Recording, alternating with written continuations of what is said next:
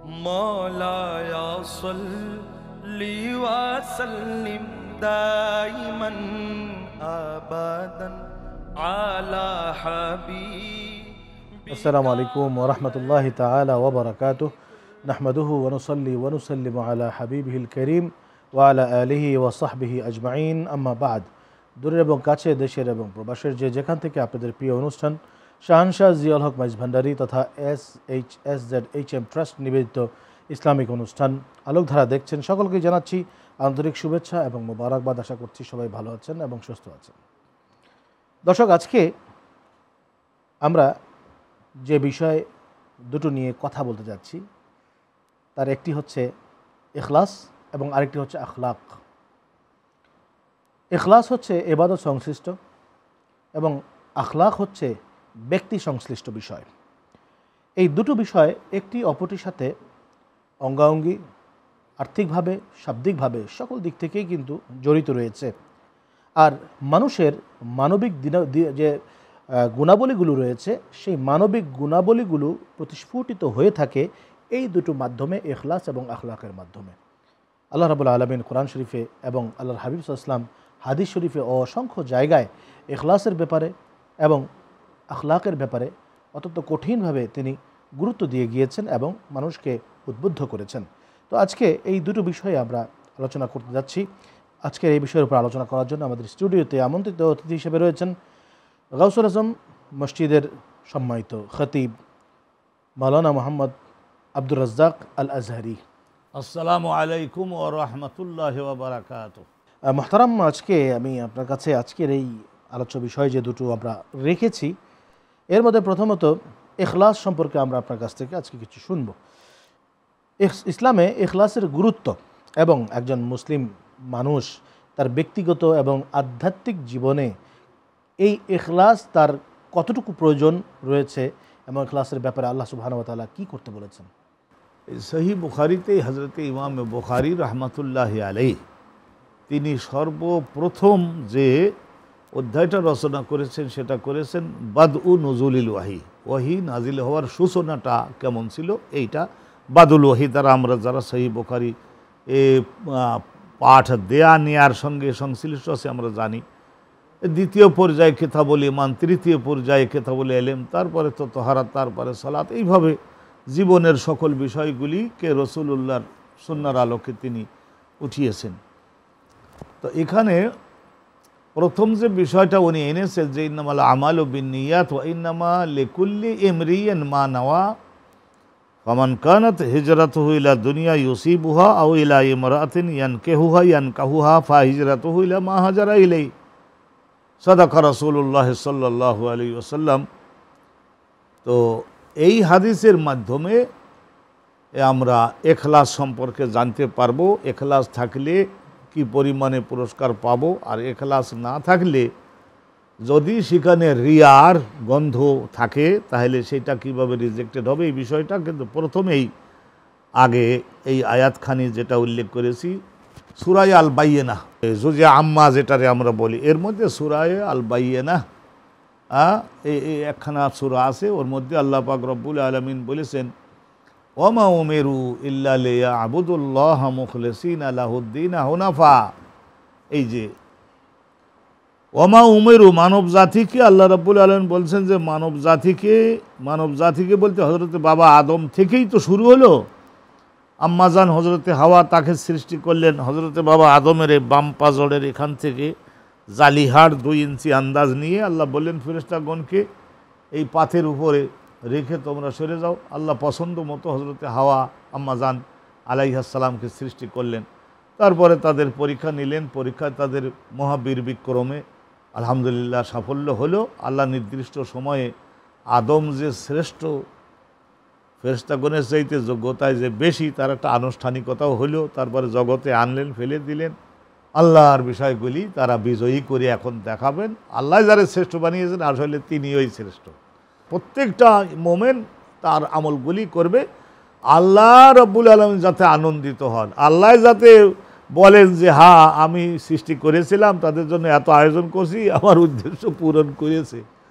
এইটা ওয়ামা উমেরু হর জমানার মানুষদেরকে আল্লাহ নির্দেশ দিয়েছেন। তার মানে আমাদের কোরআনুল কারিমের মধ্যে অগণিত এই নির্দেশ পাওয়া যাবে। ইনজিলি পাওয়া যাবে, তৌরাতে পাওয়া যাবে, জাব্বুরে পাওয়া যাবে, সহিফা ইব্রাহিমিতে পাওয়া যাবে, সমস্ত আসমানি কিতাবে পাওয়া যাবে। ওমা উমিরু ইল্লা লিয়াবুদুল্লাহ। এই ইয়াবুদুল্লাহের তফসির কারক কাজী নাসিরউদ্দিন বাইজাবি, ইমাম জামাখশরী কাশাফ, আহকামুল কোরআনিল জাসসাসুল কুরতুবি, এই সমস্ত কিতাব তফসিরের মধ্যে খোলেন তো সবারই একই তফসির কি, লিওয়াহিদুল্লাহ। সব মানুষ আল্লাহ রাব্বুল আলামিনের ব্যাপারে তাওহীদ বলতে ওয়াননেস অফ আল্লাহ। আল্লাহ রাব্বুল আলামিন এক, সংখ্যায় তিনি এক, কিন্তু যোগ্যতায়, ক্ষমতায়, অধিকারের সকল বিবেচনায় তিনি একক। লিওয়াহিদুল্লাহ। ওয়ামা উমিরু ইল্লা লিয়াবুদুল্লাহ মুখলিসিনা। তারপর আবার বলছে মুখলিসিনা লিল্লাহিল ইবাদাহ।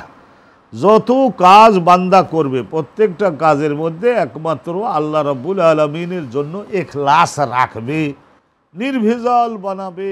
একমাত্র আল্লাহ ছাড়া আর কারোরই মনের চিন্তায় কল্পনার মধ্যে ওখানে আল্লাহ ছাড়া আর কাউকে রাখবে না।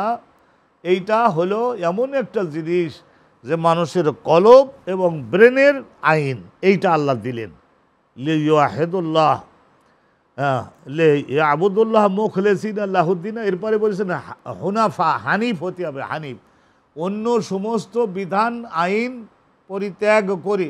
আল্লাহ তাআলা তো মানব জাতির জীবনের পরিস্থিতি, যোগ্যতা এবং চাহিদা বিবেচনা করে আইনকে মাঝে মাঝে পরিবর্তন করেছেন। হযরত বাবা আদমের যুগে প্রত্যেকবারে আম্মাজান হাওয়ার পেটের থেকে আল্লাহ সৃষ্টি করতেন একটা ছেলে একটা মেয়ে। মানবের বংশ বাড়াতে গেলে তাদের বিবাহ দিতে হবে। কিভাবে বিবাহ শাদী হবে?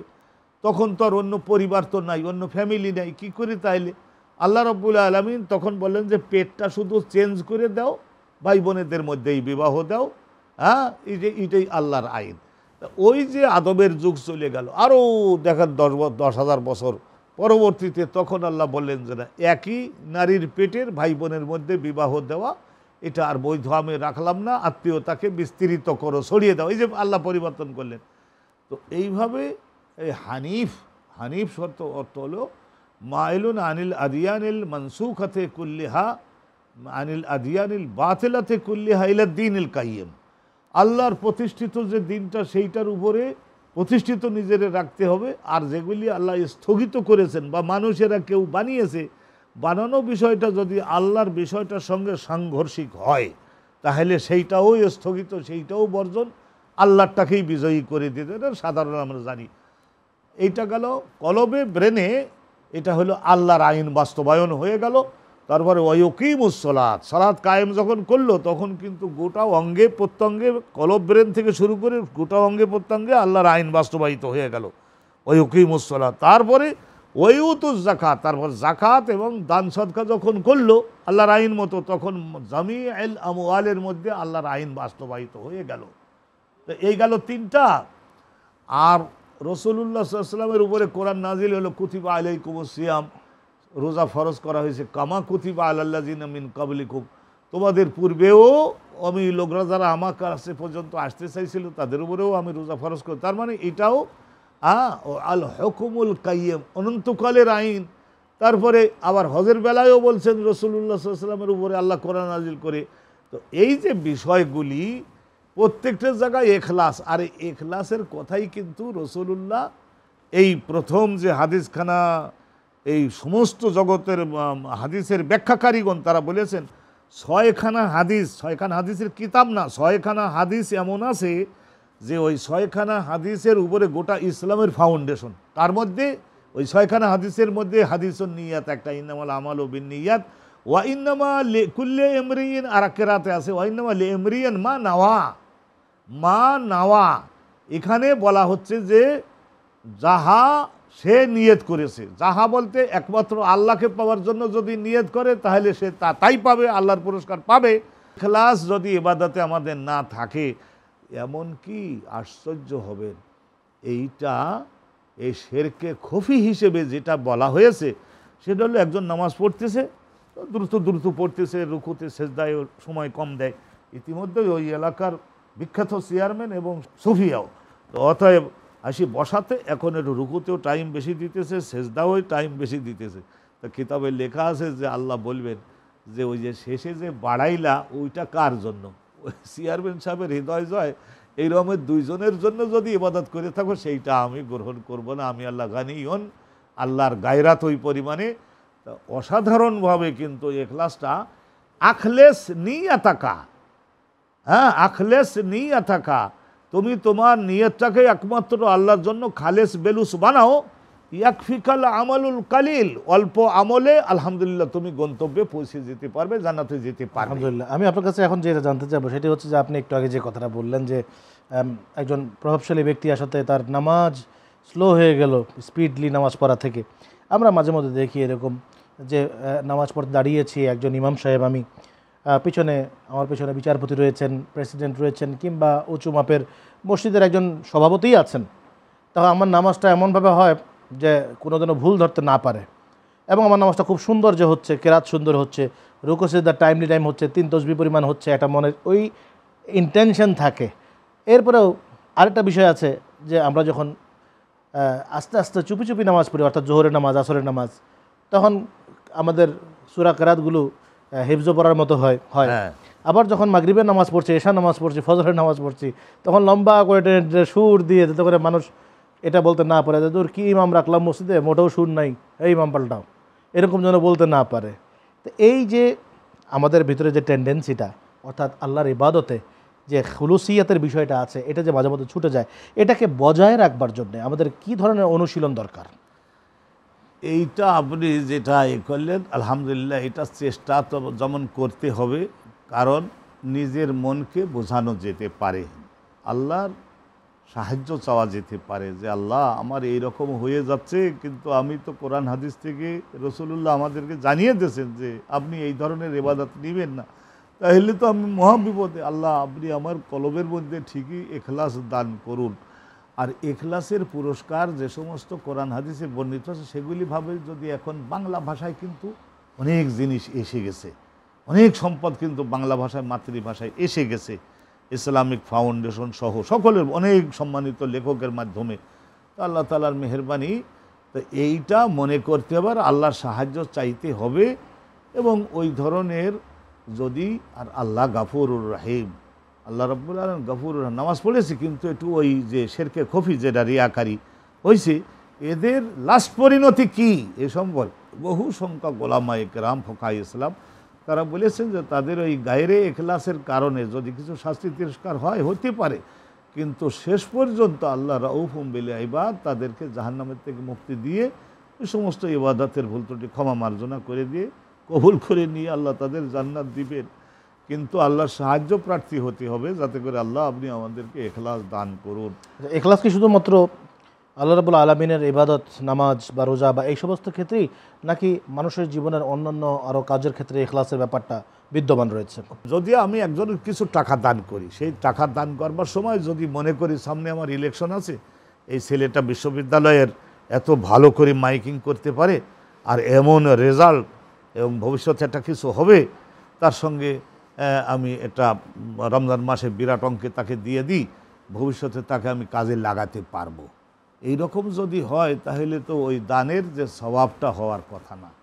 অতএব আলহামদুলিল্লাহ করতে হবে, এই যে আল্লাহর জন্যই করতে হবে। আল্লাহ সে আমার কোনো উপকারে আসুক বা না আসুক, এই দানটা সে যেহেতু অভাবী, really he is a needy person, তাইলে আমি তাকে দিচ্ছি, আল্লাহ মেহেরবানি করে আপনি দানটা কবুল করেন।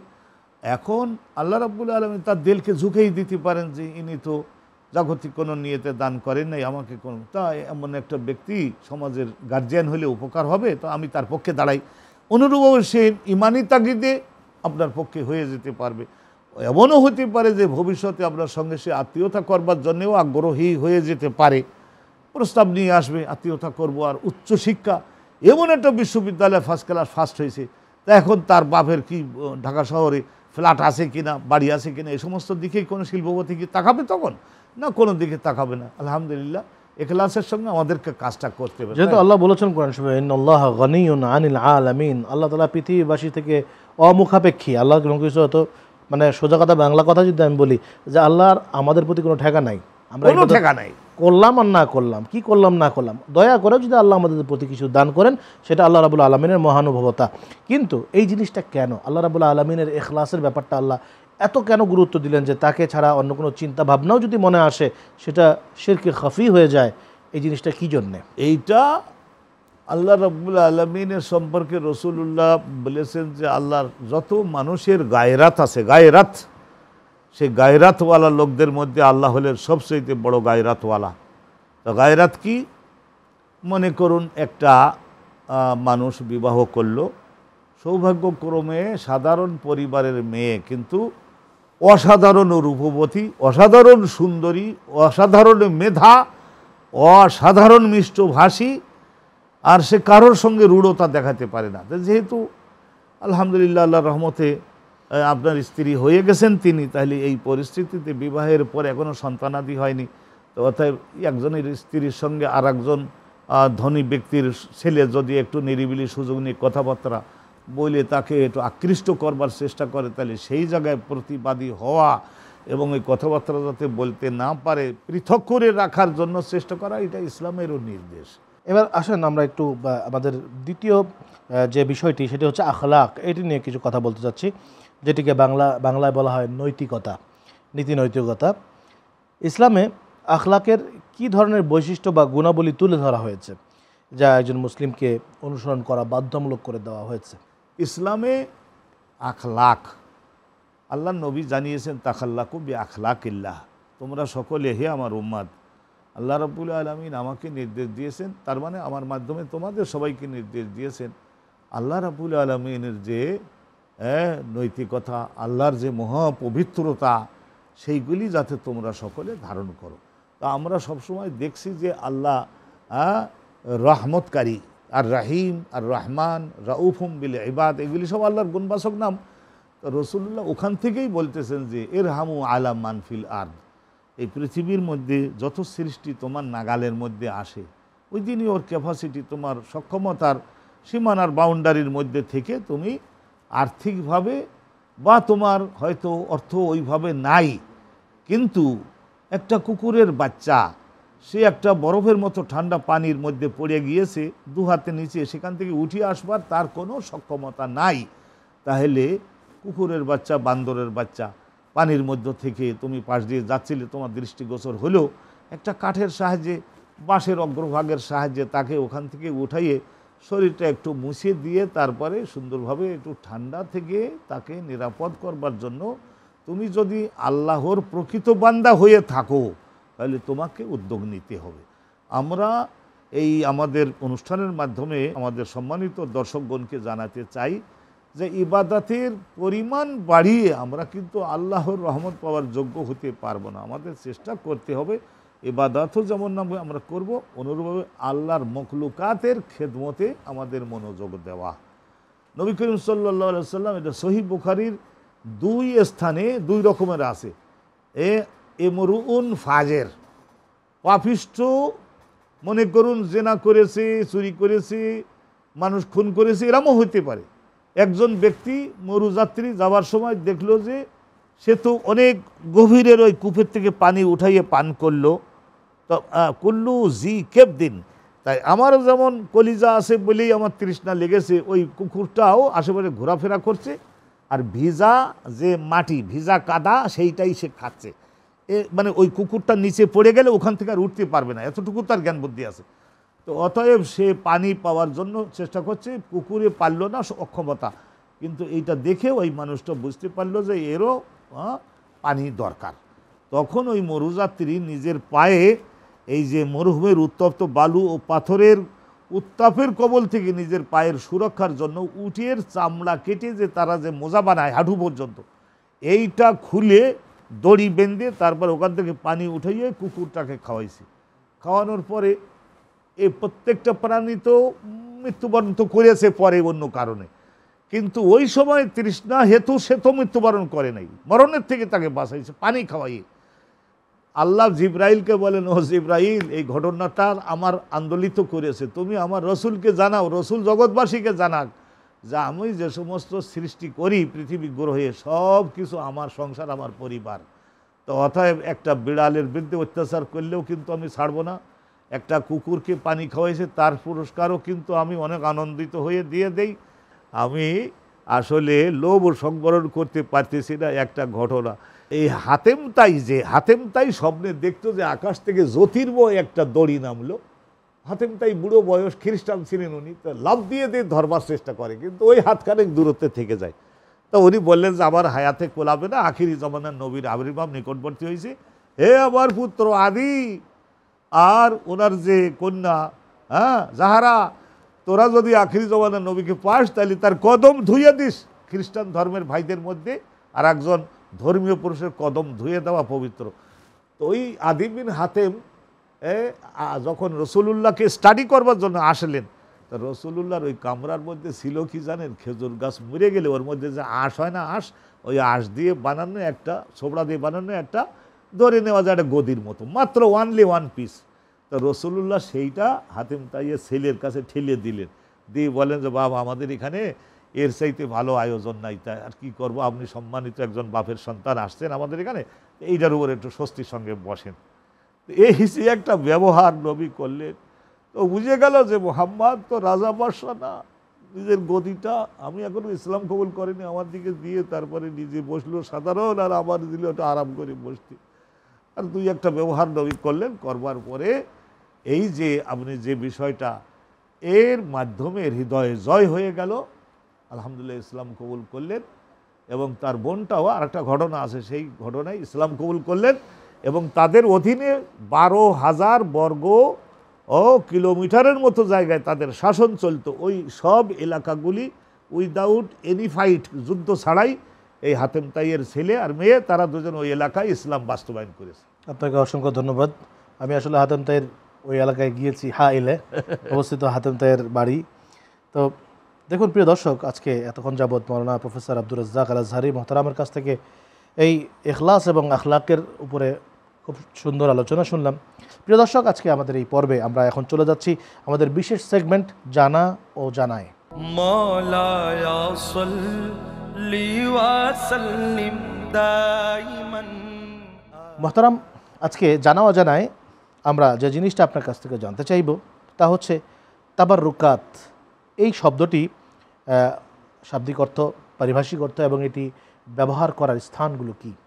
মাওলায়া সাল্লি ওয়া সাল্লিম দাইমান। আলহামদুলিল্লাহ, এটা তাবাররুকাত আল্লাহর রাসূলের জীবদ্দশায় যে সমস্ত জামা কাপড় আল্লাহর নবী ব্যবহার করেছেন, রসুলুল্লাহ যেগুলি রসুলুল্লাহর এই ঘাম মুবারকের সঙ্গে যে জামা কাপড় যুক্ত হয়েছিল, নবী পাক যে জুতা ব্যবহার করেছিলেন, এগুলি সমস্ত মহা তাবাররুকাত।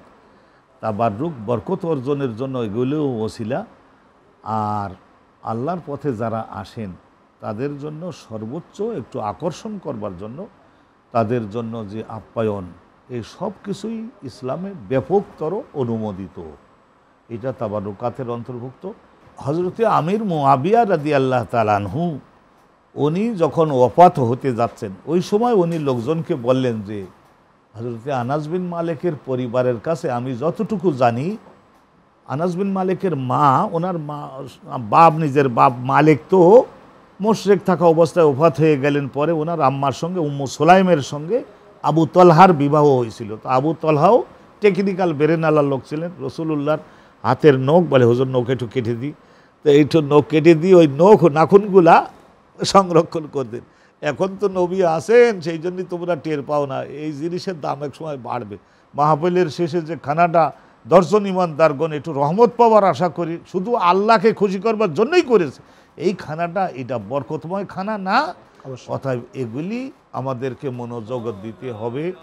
এগুলোকেই তাবাররুক বলা হয়, তাবাররুক বলা হয়ে থাকে। আপনাকে অসংখ্য ধন্যবাদ প্রিয় দর্শক। এতক্ষণ যাবত আমরা ইসলামে ইখলাস ও আখলাক শিরোনামে অত্যন্ত গুরুত্বপূর্ণ আলোচনা শুনলাম মাওলানা প্রফেসর আব্দুর রাজ্জাক আল আজহারী মহোদয়ের কাছ থেকে। প্রিয় দর্শক, আমরা অবশ্যই আল্লাহর হাবিব সাল্লাল্লাহু আলাইহি ওয়াসাল্লামের রঙে নিজেদেরকে রাঙিয়ে আমরা যেন আমাদের আখলাককে পরিশুদ্ধ করতে পারি, আখলাককে পরিপাটি করতে পারি এবং ইখলাসের সাথে আল্লাহ রাব্বুল আলামিনের প্রত্যেকটি ইবাদতকে আঞ্জাম দিতে পারি, সেই তৌফিক আল্লাহ রাব্বুল আলামিন আমাদের সকলকে দান করুন। আমিন। ওয়া আখির দাওয়ানা আনিল হামদুলিল্লাহি রাব্বিল আলামিন। ওয়াসসালামু আলাইকুম ওয়া রাহমাতুল্লাহ।